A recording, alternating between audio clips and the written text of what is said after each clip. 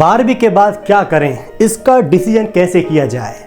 12th पास करने के बाद हर स्टूडेंट का एक ही प्रश्न होता है कि अब आगे क्या किया जाए, और इस प्रश्न का उत्तर बहुत कम स्टूडेंट खोजते हैं, बल्कि अधिकांश स्टूडेंट विचार ही नहीं करते और उस समय जो चल रहा होता है वही वे करने लगते हैं। जनरल स्टूडेंट 3 तरह से अपनी आगे की पढ़ाई तय करते हैं। पहले स्टूडेंट वे होते हैं जो ज़्यादा नहीं सोचते, जिस दिशा में भीड़ जाती है उस दिशा में वे चल देते हैं, क्योंकि उनको लगता है कि ऐसा करना उनके हित में है।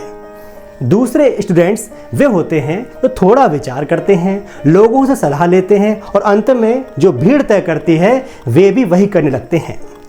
तीसरी तरह के स्टूडेंट विचार भी करते हैं, सलाह भी लेते हैं, भविष्य को लेकर अनेक ऑप्शंस की स्टडी भी करते हैं, सब कुछ समझते हैं, लेकिन अंत में वे भी हिम्मत नहीं करते कुछ अपनी मर्जी से करने का और वे भी भीड़ के साथ ही चल देते हैं। मैं मजाक नहीं कर रहा हूँ, यह सच्चाई है। सब वही करते हैं जो उस समय चल रहा होता है, जो ट्रेंड में होता है।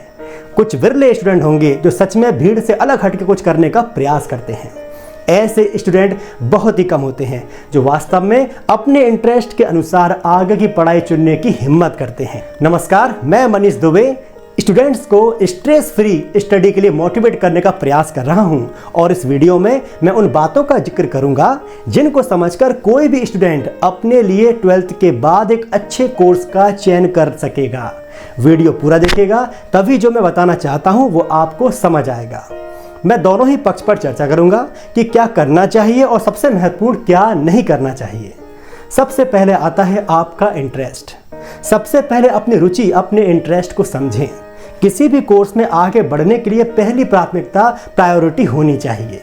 हम यह समझें कि जिस कोर्स को हम पढ़ने जा रहे हैं क्या वास्तव में हमें उसमें रुचि है। इसके लिए आपको पहले 12th तक जो पढ़ा गया, जो एक्टिविटीज़ की गई, उन पर कॉन्सेंट्रेट करना होगा, गहराई से समझना होगा कि वह कौन सी फील्ड है जिसे आपने सबसे ज़्यादा एंजॉय किया, जिसको पढ़ने के लिए आपसे कहा नहीं जाता था, आप खुद ही अपने मन से पढ़ते थे। साथ ही कौन सी फील्ड है जिसने आपको अट्रैक्ट किया हो।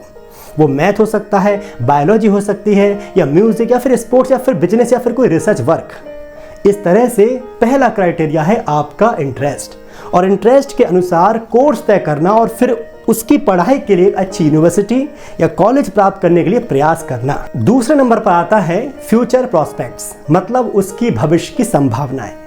इंटरेस्ट के बाद दूसरी जो बड़ी बात है वह यह है कि आपको समझना होगा कि आप जिस फील्ड में जा रहे हैं उसका जो अंतिम परिणाम होगा वह एक जॉब के फॉर्म में आपके सामने आएगा। तो क्या आप इस कार्य या जॉब में अपना सारा जीवन व्यतीत करना चाहेंगे? मतलब यदि आप doctor, engineer, film maker, director, संगीतकार, स्पोर्ट्स पर्सन या बिजनेसमैन बने, क्या वास्तव में आप पूरा जीवन उसमें बिता पाएंगे? इसको गहराई से समझें। एक बात और, भविष्य की संभावना और रुचि दोनों में से किसी एक को चुनना हो तो आप इंटरेस्ट को ही चुनें, क्योंकि आज के समय में हर जगह कंपटीशन है। कोई फील्ड नहीं जहां भीड़ ना हो। यदि रुचि होगी तो हुनर आएगा और आप उस फील्ड में सबसे आगे होंगे। तीसरी बात जो आपको नहीं करना है उसे बहुत ध्यान से सुनिएगा और समझिएगा। आजकल 12th के बाद यह ट्रेंड चला हुआ है कि 12वीं के तुरंत बाद पीएससी, यूपीएससी की तैयारी करना है। इन सब की तैयारी करना अच्छी बात है, इसमें कोई समस्या नहीं है, लेकिन इन एग्जाम्स के हिसाब से अपनी आगे की पढ़ाई तय करना बिल्कुल गलत है। कैसे, आइए समझते हैं। यूपीएससी या पीएससी जैसे एग्जाम्स में सोशल साइंस का पार्ट सबसे अधिक रहता है। इसका यह मतलब नहीं है कि सबको 12th के बाद सोशल साइंस ही लेना है, जबकि हमारा इंटरेस्ट दूसरे विषय में है। इस बात को आपको समझना चाहिए कि 12th के बाद आपको ग्रेजुएट होने के लिए पढ़ाई करना है, और यूपीएससी, पीएससी परीक्षाएं हैं जिनके बाद आपको सरकारी नौकरी मिलती है। ग्रेजुएट होने का मतलब वास्तव में अपने व्यक्तित्व का विकास करना है। ग्रेजुएशन आपको पूरी तरह से ग्रूम होने का मौका देता है, लेकिन जब आप किसी विशेष परीक्षा के हिसाब से अपना ग्रेजुएशन चुनते हैं तो आप अपने आप को लिमिटेड कर देते हैं, जबकि ऐसा करने से कोई लाभ सामान्य तौर पर नहीं होता है। इन एग्जाम्स को निकालने वाले अधिकांश स्टूडेंट अच्छी संस्थाओं से ग्रेजुएट करने वाले ही होते हैं। ग्रेजुएशन ऐसे करें कि आपकी अलग पहचान बन सके और आपका मस्तिष्क, आपका ब्रेन पूरी तरह से डेवलप हो सके। एक अच्छा ग्रेजुएट पर्सन जिसने वास्तव में कॉलेज लाइफ में स्टडी की है और अन्य गतिविधियों में भाग लिया हो, ऐसा व्यक्ति कोई भी एग्जाम निकाल सकता है। तो यदि आप इस तरह से आगे की पढ़ाई तय कर रहे हैं तो आप गलती कर रहे हैं। चौथी बात जो आपको ध्यान रखनी है कि आपको भीड़ के साथ नहीं चलना है। यदि आपने अपने आप को भीड़ से अलग किया तो आपके सामने सैकड़ों विकल्प होंगे, ऑप्शंस होंगे। मैं यह बिल्कुल नहीं कह रहा हूं कि आपको कॉम्पिटिटिव एग्जाम की तैयारी नहीं करनी चाहिए, लेकिन आपको समझना होगा कि 12th के बाद आपका माइंड फ्रेश रहता है और उस समय यदि आप कोई ऐसी डिग्री हासिल कर लेते हैं जिससे आप अपनी स्वतंत्र पहचान बना सकें, तो ऐसा करने से आपके अंदर मोटिवेशन ही आएगा और ग्रेजुएशन में इतने काबिल हो जाएंगे कि कोई भी एग्जाम कठिन नहीं होगा। प्रश्न उठता है कि सीधे ही तैयारी पर फोकस करना समय की बचत करता है, तो ऐसा बिल्कुल नहीं है। सीखना एक कला होती है। यदि आपने किसी एक विषय को समझा है, उसको सीखा है, उस पर मास्टरी हासिल की है, तो अब यदि आप किसी दूसरे विषय को पढ़ेंगे तो आपको उसको समझने में बिल्कुल टाइम नहीं लगेगा, क्योंकि आपने समझ लिया है कि किसी विषय को कैसे पढ़ा और समझा जाता है।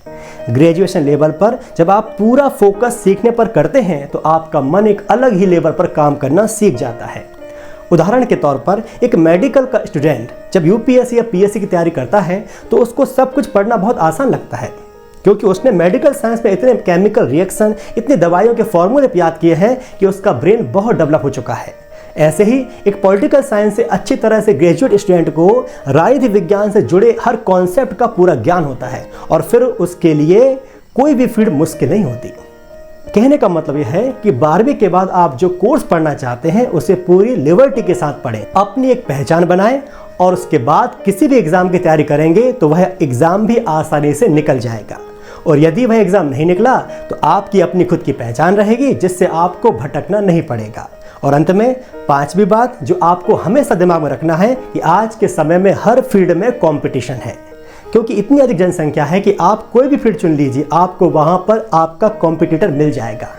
आपकी प्रगति, आपकी प्रोग्रेस इस बात पर निर्भर करती है कि आपने उस फील्ड में कितनी मेहनत की है। इसलिए 12वीं के बाद ऐसी पढ़ाई चुनें जिसमें आपको रुचि हो और उस फील्ड में आगे बढ़ने पर जो आपको अंतिम परिणाम मिलेगा उसके साथ आप जीवन भर बिताने को तैयार हों।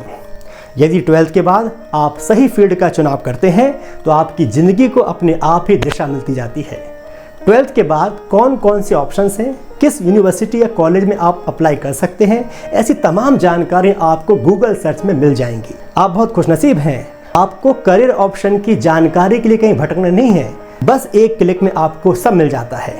लेकिन डिसीजन, निर्णय आपको ही लेना पड़ेगा। ये सारे पॉइंट्स दिमाग में रखकर आप एक अच्छा करियर चुन सकते हैं। उम्मीद है ये वीडियो आपको आगे की पढ़ाई तय करने में हेल्पफुल होगी।